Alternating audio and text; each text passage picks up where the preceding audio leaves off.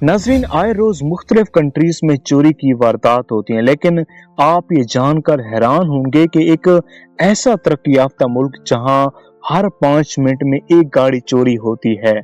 साल 2022 में कनाडा में 1,05,000 से ज्यादा गाड़ियां चोरी हुई, जो औसतन हर 5 मिनट में एक गाड़ी बनती है। तासरीन में इवन के कनाडा के फेडरल मिनिस्टर भी शामिल है। हुकूमत की तरफ से मिलने वाली टोयोटा हाईलैंडर XLE 2 मरतबा चोरी हुई है। 2023 में इंटरपोल की जानिब से जारी करदा लिस्ट के मुताबिक कनाडा का शुमार उन टॉप 10 कंट्रीज में होता है जहां सबसे ज्यादा गाड़ियां चोरी हुई।